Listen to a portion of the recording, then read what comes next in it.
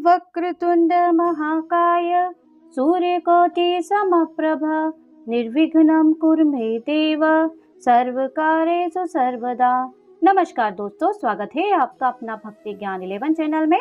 आज के इस वीडियो में हम आपसे बात करेंगे विघ्नराज संकष्टी चतुर्थी व्रत कथा। जी हाँ, अश्विन मास में पड़ने वाले संकष्टी चतुर्थी व्रत कथा को श्रवण करेंगे। साथ ही हम जानेंगे इसकी शुभ तिथि, मुहूर्त क्या होगा, चंद्रमा उदय का समय क्या होगा। तो सब कुछ जानने वाले हैं आज ही इसी वीडियो में, इसलिए आप साथ में बने रहिए।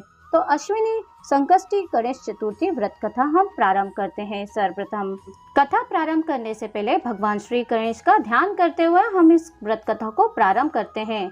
तो बोलिए गजानन गणपति जी की जय, भगवान शंकर माता पार्वती की जय। युधिष्ठिर ने भगवान से पूछा कि हे कृष्ण जी, मैंने सुना है कि आश्विन कृष्ण चतुर्थी को संकटा चतुर्थी कहते हैं। हे जगदीश्वर, आप कृपा कर मुझसे विस्तार पूर्वक इस कथा का श्रवण कराइए। श्री कृष्ण जी ने उत्तर में कहा कि प्राचीन काल में भी यही प्रश्न पार्वती जी ने गणेश जी से किया था कि हे देव, आश्विन मास में किस प्रकार गणेश जी की पूजा की जाती है, इसे करने से हमें क्या फल मिलता है। यह सुनकर गणेश जी ने कहा, हे माता, सिद्धि की कामना रखने वाले व्यक्ति को चाहिए कि आश्विन मास में कृष्ण पक्ष की चतुर्थी की पूजा विधि पूर्वक करना चाहिए। श्री कृष्ण बाणासुर कथा। आश्विन मास की संकष्टी चतुर्थी को श्री कृष्ण तथा बाणासुर की इस कथा के अनुसार एक शाम की बात है। बाणासुर की कन्या उषा ने सुषुप्त अवस्था में अनिरुद्ध का स्वप्न देखा। अनिरुद्ध के विरह से वह इतनी अभिलाषी हो गई कि उसके चित्त को किसी भी प्रकार से शांति नहीं मिल पा रही थी। उसने अपनी सहेली चित्रलेखा से त्रिभुवन के संपूर्ण प्राणियों के चित्र बनवाए। जब चित्र में अनिरुद्ध को देखा तो कहा, मैंने इसी व्यक्ति को स्वप्न में देखा था, इसी के साथ मेरा पाणी ग्रहण भी हुआ था।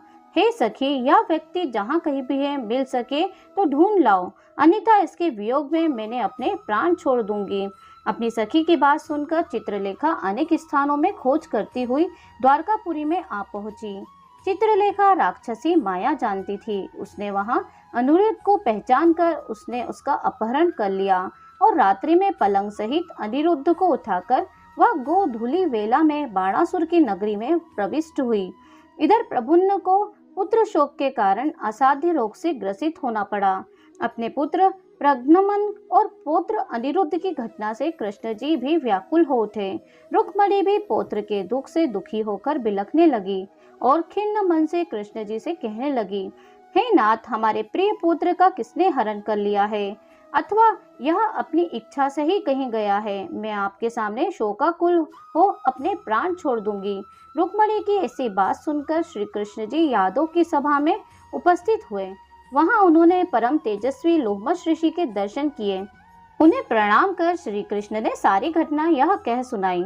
श्री कृष्ण ने लोमेश ऋषि से पूछा कि हे मुनिवर, हमारे पुत्र को कौन ले गया है? वह कहीं स्वयं तो नहीं चला गया है? हमारे बुद्धिमान पुत्र का किसने अपहरण कर लिया है? यह बात मैं नहीं जानता हूँ। उसकी माता पुत्र वियोग के कारण बहुत दुखी है।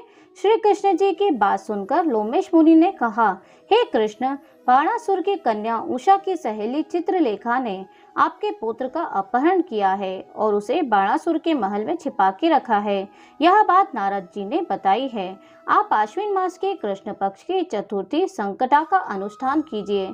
इस व्रत के करने से आपका पुत्र अवश्य आ जाएगा। ऐसा सुनकर मुनिवर वन में चले गए।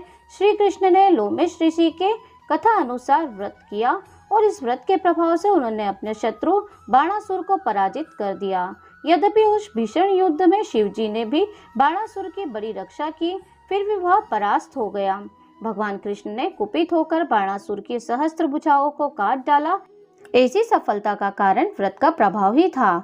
श्री कृष्ण जी को प्रसन्न करने तथा संपूर्ण विघ्न को हरने के लिए इस व्रत के समान कोई दूसरा व्रत नहीं है। श्री कृष्ण ने कहा, हे राजन, संपूर्ण विपत्तियों के विनाश के लिए मनुष्य को इस व्रत को अवश्य करना चाहिए। इसके प्रभाव से आप शत्रुओं पर विजय प्राप्त करेंगे तथा राज्य अधिकारी होंगे। इस व्रत की महिमा का वर्णन बड़े बड़े विद्वान भी नहीं कर सकते हैं। हे कुंती पुत्र, मैंने इसका अनुभव स्वयं किया है। यह मैं आपसे सत्य कह रहा हूँ। तो इस तरीके से व्रत कथा समाप्त होती है। तो तो बोलिए भगवान गजानन गणपति जी की जय, माता पार्वती भगवान शंकर की जय। इस तरीके से व्रत कथा श्रवण करने के बाद भगवान श्री गणेश का ध्यान करते हुए आप उनसे विनती प्रार्थना करें, आपकी जो भी इच्छा है उसे पूरा करने के लिए विनती करें। तो चलिए अब हम जान लेते हैं विघ्नराज संकष्टी चतुर्थी का शुभ मुहूर्त और तिथि क्या होगा, चंद्रमा उदय का समय क्या होगा। तो विघ्नराज संकष्टी चतुर्थी व्रत, तो चतुर्थी तिथि 20 सितंबर 2024 को रात को 9:15 पर प्रारंभ होगी और 21 सितंबर 2024 को 6:13 पर समाप्ति होगी। इस तरीके से 21 सितंबर शनिवार के दिन अर्थात कल के दिन ये व्रत रखा जाएगा। चंद्रमा उदय दर्शन का समय रहेगा रात्रि 8:28 पर। इसके बाद आप चंद्रमा को अर्घ्य देकर व्रत पारण कर सकते हैं। चंद्रमा का जो समय है उदय समय वो 5-10 मिनट आपके क्षेत्र के अनुसार आगे पीछे हो सकता है। तो आपके क्षेत्र में जब भी चंद्रमा दिखता है उसके अनुसार आप उन्हें अर्घ्य देकर व्रत का पारण कर सकते हैं।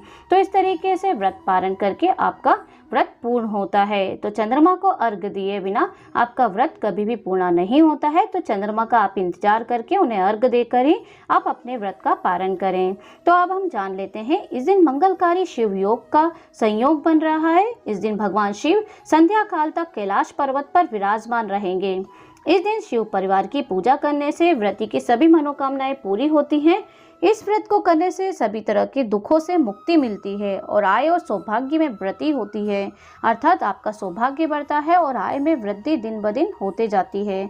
तो इस तरीके से पूर्णिमा के बाद कृष्ण पक्ष में आने वाली चतुर्थी को ही संकष्टी चतुर्थी कहा जाता है। तो उम्मीद है आज का वीडियो आपको पसंद आया होगा और आपने कथा को पूरा श्रवण किया होगा। कथा का जो नियम होता है कि अगर आप कथा श्रवण कर रहे हैं तो पूरा अंत तक श्रवण करिए, जिसे सुनने से आपके जीवन में सुख समृद्धि आएगी, साथ ही उत्तम फल की प्राप्ति होगी। और विघ्नहर्ता सारे विघ्नों को हरकर आपकी हर कामना को पूरी भी करते हैं।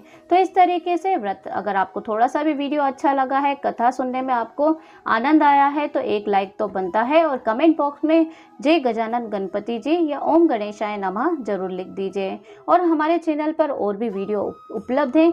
जीवित पुत्री का व्रत कब रखा जाएगा, इससे संबंधित आने वाले 30 त्योहारों व्रतों की जानकारी के लिए चैनल पर नए हैं तो सब्सक्राइब जरूर कर लीजिए, नोटिफिकेशन बेल को भी ऑन कर लीजिए, ताकि जब भी इस तरह का वीडियो अपलोड होगा तो सबसे पहला नोटिफिकेशन आपके पास ही पहुंचेगा।